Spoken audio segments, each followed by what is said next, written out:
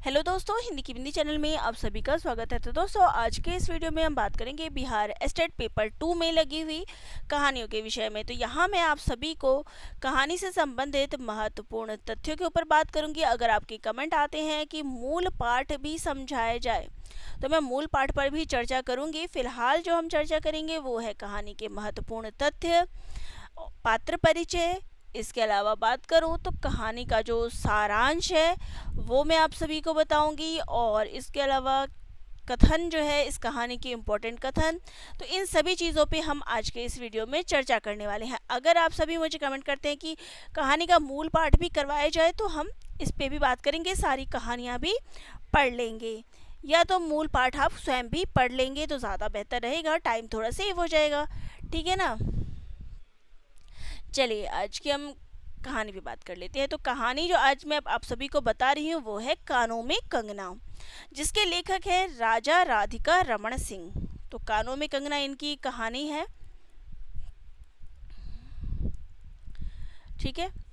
अब देखिए इसकी प्रकाशन वर्ष क्या है, तो 1913 ईस्वी। ये कौन सी पत्रिका में छपी थी, तो ये इंदु पत्रिका में प्रकाशित हुई थी। यहाँ से प्रश्न आपके पूरे के पूरे बन जाते हैं। कहानी संग्रह की बात करें तो ये कुसुमांजलि कहानी संग्रह में संकलित है, और कुसुमांजलि कहानी संग्रह में कुल 6 कहानियाँ संकलित है। तो यहाँ पर ये चारों ही पॉइंट्स आपके इम्पोर्टेंट बन जाते हैं। तो कानों में कंगना कहानी के लेखक कौन है, राजा राधिका रमण सिंह। प्रकाशन वर्ष क्या है, 1913 ईस्वी। कौन सी पत्रिका में प्रकाशित हुई थी, तो इंदु पत्रिका में। कहानी संग्रह किस कहानी संग्रह से लिया गया है, तो ये कुसुमांजलि कहानी संग्रह में लिया गया है। और कुसुमांजलि कहानी संग्रह में कुल कितनी कहानियां संकलित है, तो इसमें कुल 6 कहानियां संकलित है। अब बात करते हैं इसके पात्र परिचय की। तो इस कहानी में कौन कौन से पात्र हैं, तो इस कहानी के मुख्य पात्र जो है वो है किरण।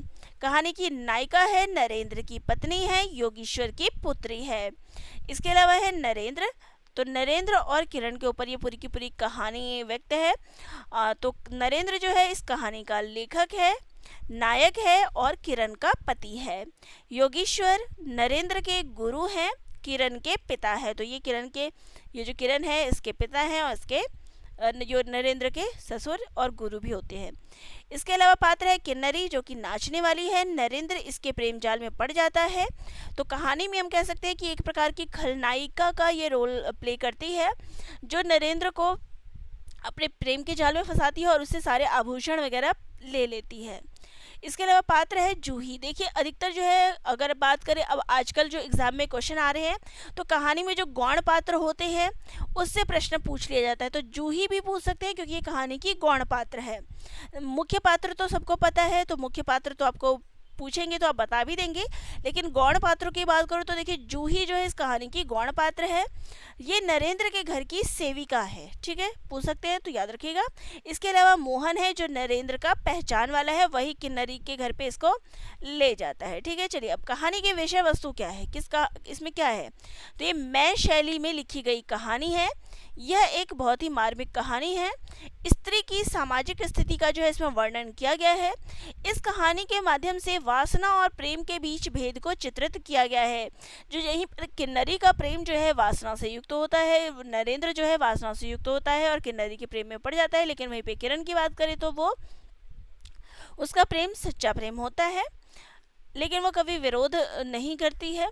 नेक्स्ट है कहानी का प्रारंभ आकर्षक है और अंत जो है इसका बेहद दुखद है। देखिए कहानी का प्रारंभ हमें आकर्षक लगेगा, जो क्योंकि नरेंद्र और जो किरण है उसके बीच प्रेम वगैरह दिखाया गया है। तो कहानी की शुरुआत बहुत ही सुखद है और जो अंत है वो बेहद दुखी है, क्योंकि जो किरण है उसकी मृत्यु जो है इसमें अंत में दिखाई गई है। चलिए कहानी के सारांश पे आ जाते हैं।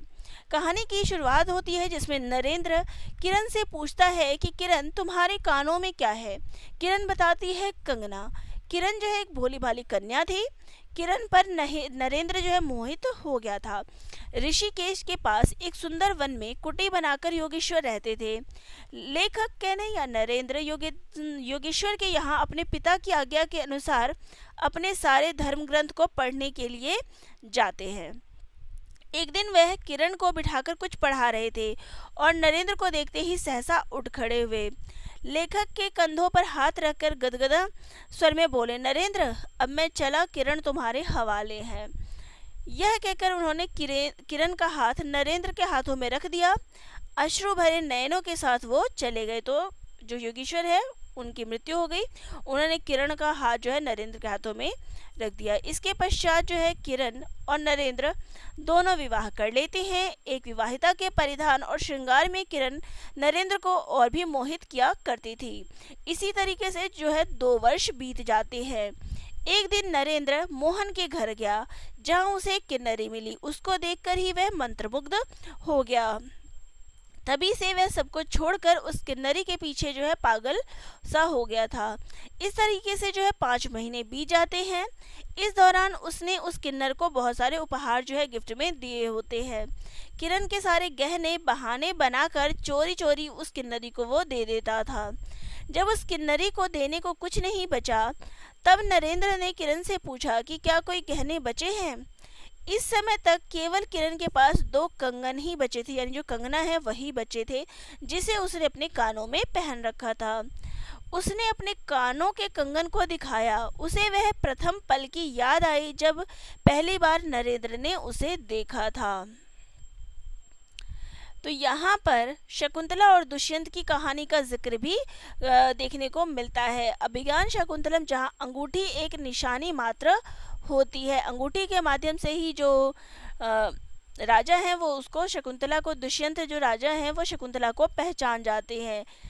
तो किरण को जो है इस बात, लेकिन जो ये हमारा नरेंद्र होता है उसको जरा सा भी इस बात का इल्म नहीं होता कि वो क्या गलत कर रहा है। किरण को इस बात की भनक लग चुकी थी कि नरेंद्र अब किन्नरी के जाल में फंस चुका है और दुखित किरण इस दुनिया से चल बसती है। किरण के मृत्यु के उपरांत नरेंद्र को बहुत ही ज़्यादा आत्मग्लानि होती है और उसके पास अब पछताने के सिवा कुछ भी नहीं बचता है। तो यहाँ पर अंत जो है कहानी का बहुत दुखद है। किरण जो है दुनिया से चली जाती है और तब नरेंद्र को अपनी गलती का पछतावा होता है। चलिए अब कहानी के महत्वपूर्ण कथनों पर हम बात कर लेते हैं। तो कथन है, किरण तुम्हारे कानों में क्या है। तो ये कथन किसका है? नरेंद्र का। नरेंद्र, अब मैं चला, किरण तुम्हारे हवाले है। ये किसने कहा था? तो योगेश्वर ने।